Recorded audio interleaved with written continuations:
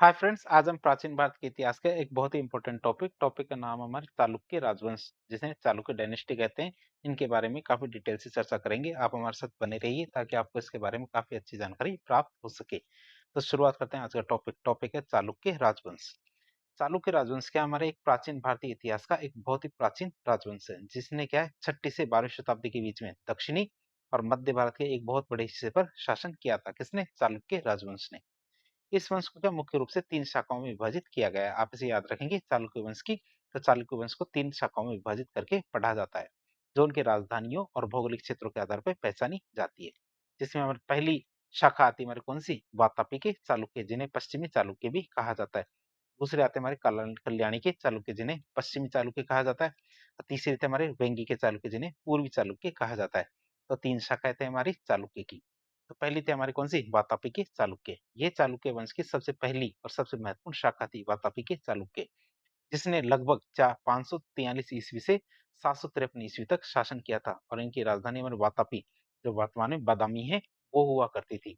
इन्हें पश्चिमी चालुक्य के रूप में पहचाना जाता था। क्यों? क्योंकि इनका साम्राज्य पश्चिमी दक्कन में केंद्रित था। इनका साम्राज्य कहाँ? पश्चिमी दक्कन में केंद्रित था। इसी वजह से इन्हें पश्चिमी चालुक्य भी कहा जाता है।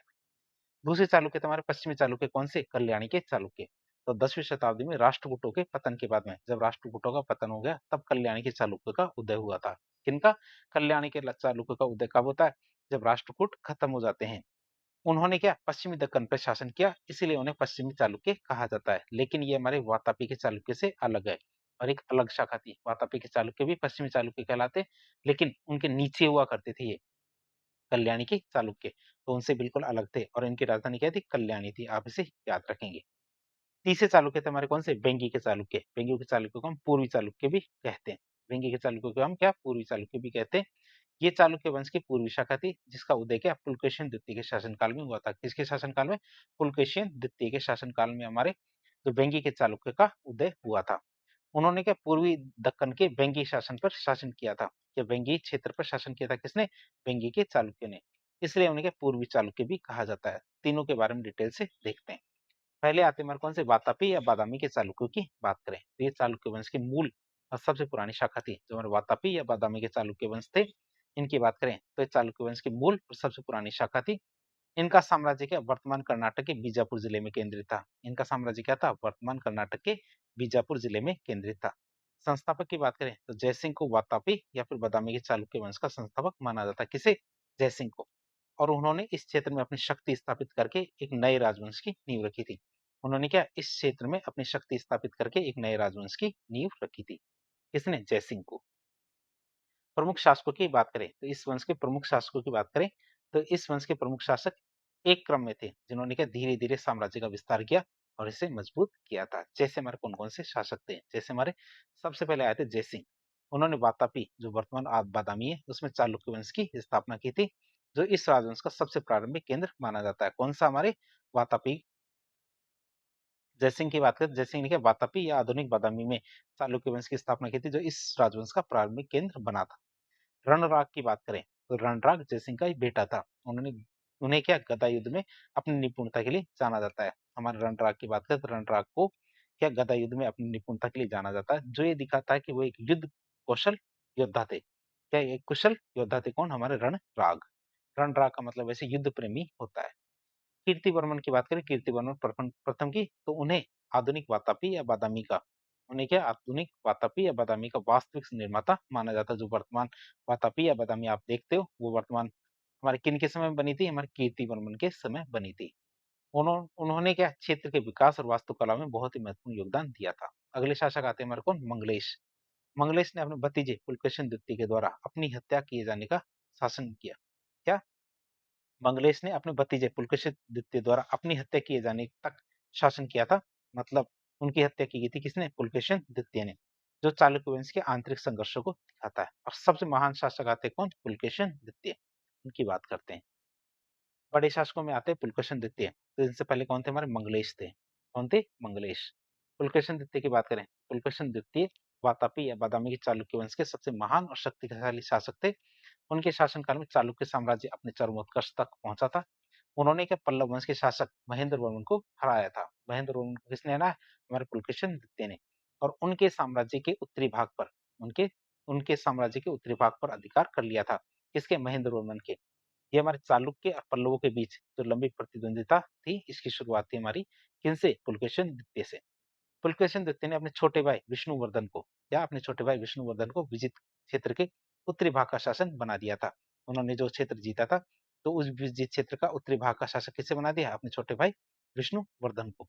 विष्णुवर्धन ने बाद में एक नई शाखा स्थापित की, जिसे वेंगी के चालुक्य के रूप में जाना जाता है, जिससे क्या हमारे पूर्वी चालुक्य वंश का शासन उदय हुआ। कि चालुक्य वंश था हमारा कौन सा? पूर्वी चालुक्य वंश का उदय होता है। किसके बाद से? हमारे ये हमारे विष्णुवर्धन से। उन्होंने क्या उत्तर भारत के शक्तिशाली शासक हर्षवर्धन को नर्मदा नदी के तट पर हराया था। और ये महत्वपूर्ण विजय के बाद, इस महत्वपूर्ण विजय के बाद पुलकेशिन द्वितीय ने परमेश्वर की उपाधि धारण की थी, जो उनकी संप्रभुता और शक्ति का प्रतीक था। जो उनकी क्या? संप्रभुता और शक्ति का प्रतीक था हमारी परमेश्वर की उपाधि धारण करना। पुलकेशिन द्वितीय के शासनकाल की विस्तृत जानकारी उनके दरबारी कवि जो रवि कीर्ति है, उनके एहोल अभिलेख से मिलती है। उनके दरबारी कौन थे? रवि कीर्ति। उनके एहोल अभिलेख से उनकी जो विस्तृत जानकारी मिलती है। यह अभिलेख न केवल चालुक्य बल्कि हमारे महाभारत के बारे में भी जानकारी प्रदान करता है। रवि कीर्ति ने इस अभिलेख में स्वयं की तुलना क्या महान कवियों जैसे कालिदास और भारवी से की थी। इस अभिलेख में क्या हमारे रवि कीर्ति ने खुद की तुलना कालिदास और भारवी से की थी। चीनी यात्री हेनसांग, जिसने भारत की यात्रा की थी, उन्होंने पुलकेशिन द्वितीय को एक महान शासक बताया था, जो उनकी प्रतिष्ठा को अंतर्राष्ट्रीय स्तर पर दिखाता है कि अंतर्राष्ट्रीय स्तर पर उनकी महानता कितनी फैली हुई थी। अगले राजा का आते हैं हमारे कौन से? कीर्तिवर्मन द्वितीय। उनकी बात करें तो कीर्तिवर्मन द्वितीय वातापी या बादामी के चालुक्य वंश का अंतिम शासक था। और उन्होंने दंती दुर्ग में उन्हें क्या दंती दुर्ग ने पराजित करके मार डाला था, जिनके बाद से राष्ट्रकूट वंश की स्थापना होती है। और इस घटना ने क्या वातापी के चालुक्य वंश के प्रभुत्व को समाप्त कर दिया था। इसकी कीर्तिवर्मन द्वितीय के बाद हमारे चालुक्य वंश समाप्त हो गया था। फिर आते हैं हमारे कल्याणी के चालुक्य या कल्याणों का चालुक्य वंश। बात करें तो वातापी के चालुक्यों के पतन के बाद, वातापी के चालुक्य के पतन के बाद राष्ट्रकूटों का उदय होता है। किसका? राष्ट्रकूटों का उदय होता है। जब राष्ट्रकूट शक्ति कमजोर हुई तो हमारे कल्याणी के चालुक्यों ने अपनी शक्ति स्थापित कर दी। क्या? जब राष्ट्रकूट शक्ति कमजोर होती है तो हमारे कल्याणी के चालुक्यों ने क्या की?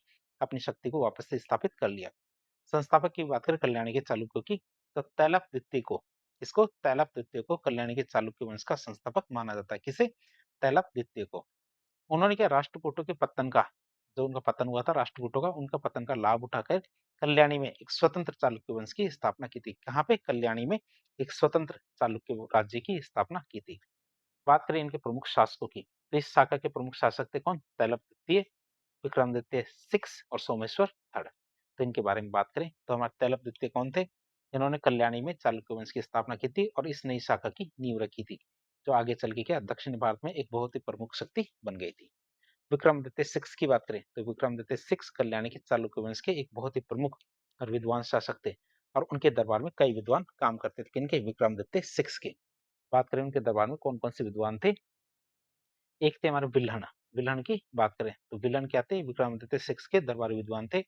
उन्होंने अपने आश्रयदाता की प्रशंसा में, उनके जो आश्रयदाता थे उनकी प्रशंसा में विक्रम देव चरित या विक्रमांक देव चरित नामक एक ऐतिहासिक महाकाव्य की रचना की थी, जो विक्रमादित्य 6 के जीवन और उपलब्धियों पर प्रकाश डालता है। ये हमारे ऐतिहासिक महाकाव्य किसकी याद में लिखा गया था? हमारे जो किसने लिखा था सबसे पहले देखें तो विल्हण ने लिखा था। किसकी याद में? विक्रमादित्य 6 की याद में लिखा था, जिसमें हमारे क्या जो हमारे विक्रमादित्य 6 की जीवन और उपलब्धियों पर प्रकाश डाला गया है। और लिखा किसने? विल्हण ने। तो हमारे महाकाव्य का नाम था विक्रमांक देव चरित। अगले आता है दरबारी विद्वान विज्ञानेश्वर। तो विज्ञानेश्वर भी विक्रमादित्य 6 के दरबारी विद्वान थे। उन्होंने क्या मिताक्षरा नामक एक महत्वपूर्ण कानूनी ग्रंथ की रचना की थी। किसकी? मिताक्षरा नामक एक कानूनी ग्रंथ की रचना की थी। मिताक्षरा क्या याज्ञवल्क्य की स्मृति पर आधारित, क्या मिताक्षरा क्या याज्ञवल्क्य की स्मृति पर लिखी गई एक टीका मतलब व्याख्या है, जो हिंदू कानून के महत्वपूर्ण स्रोतों में से एक है, जो हिंदू कानून के बारे में बताती है। और किस पे लिखी गई है? मिताक्षरा याज्ञवल्क्य की स्मृति पर लिखी गई एक टीका है। अगले शासक आते हैं हमारे कौन? सोमेश्वर थर्ड। सोमेश्वर थर्ड की बात करें तो सोमेश्वर तृतीय एक विद्वान शासक था और साहित्य और कला का संरक्षक था। कौन? सोमेश्वर तृतीय।